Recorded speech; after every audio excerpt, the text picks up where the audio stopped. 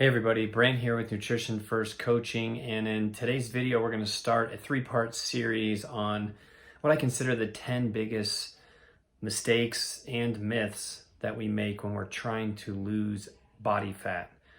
A lot of these are perpetuated through social media, and today we're going to cover three that are really just one and dispel them for you, give you some science, and hopefully help you with your understanding of losing fat, improving your body composition, and what really matters when it comes down to doing those things. So let's get into the video.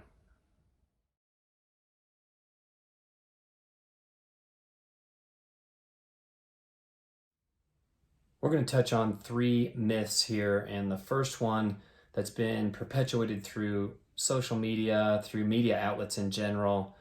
Probably heard it from a few bros at the gym and people talking at the gym from the latest news they heard from the biggest influencer that's out there now, and that's that calories in versus calories out doesn't matter.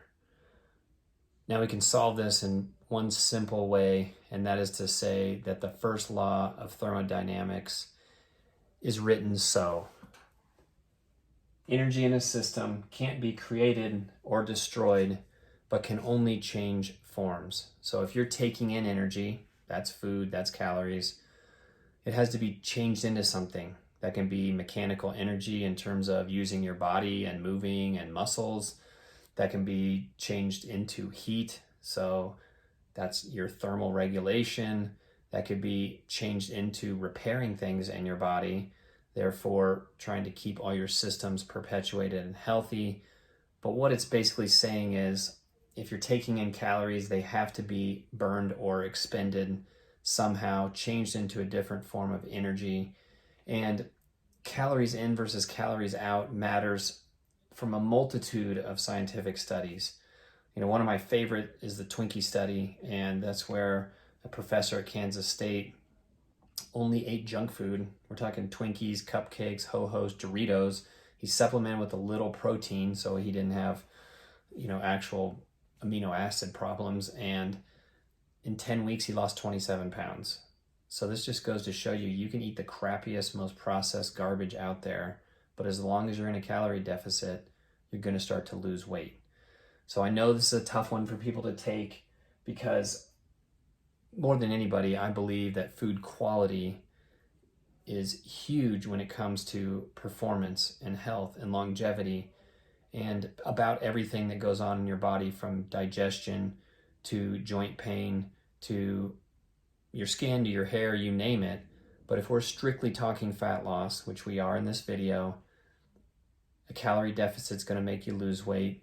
Eating the same amount of calories as you're expending is going to make you maintain weight, and eating more calories than you're expending is going to make you gain weight. So let's move on to number two.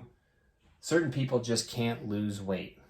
Well, let's just refer to number one. Here's our law of thermodynamics in action again. But what we're really going to focus on here is sometimes we can't get out of our own way, and sometimes we're fed misinformation. So what I mean by that is there's a ton of scientific studies showing how much people underreport how much they eat on a daily basis. This is in studies, but this is also using MyFitnessPal or some kind of tracking app. This comes down to when you take a tablespoon of peanut butter, and it's a mounded tablespoon, so maybe that's 6 or 7 more grams of peanut butter, which is basically fat. That could be another 60 or 70 calories right there. When it comes down to being lied to a little bit, that's when we start to look at packaging, and we start to look at restaurants, and we start to see that restaurants can underreport calorically about 20% and still be fine, pass all their tests, and the FDA will give them approval to operate as a restaurant. So right there, we're getting lied to. That kind of goes along with my general rule of whatever you have at a restaurant, add 20% calorically to it, and then you're probably in the right ballpark. But it also comes to labels on foods. A lot of them are approximations.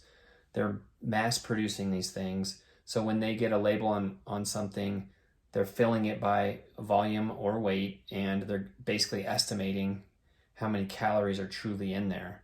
If you start really weighing your foods, A great example is take out a can of beans, take them out, pour them into some kind of container, measure them, see if your measurement of what a serving is compares to what the measurement says on the label, and then do the math in terms of the calories depending on the carbohydrate content.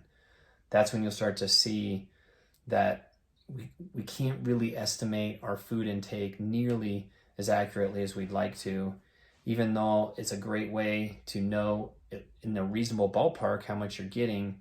The accuracy is never going to be 100%, and we're going to have to use other biomarkers like how hungry are you, feedback with your sleep, are you losing weight, biometric impedance scanning. So we're going to have to use all those things to kind of, photos is a big one, measurements is a big one. Use all those things to kind of figure out if we're doing the right thing. So number 3, carbs, especially sugar, makes you fat. Let's go back to number 1.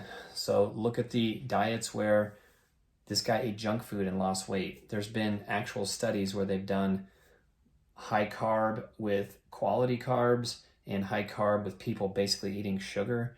And as long as the caloric numbers were the same of the two things people were ingesting, then they were the same by the end of the study. They hadn't lost any more fat or gained any more fat. They were basically the same. The other thing we'll say is refer to number 1. So that's the old thermodynamics again. It really comes down to calories in versus calories out. But of course, we're always going to have to bring in the quality of the foods you're eating.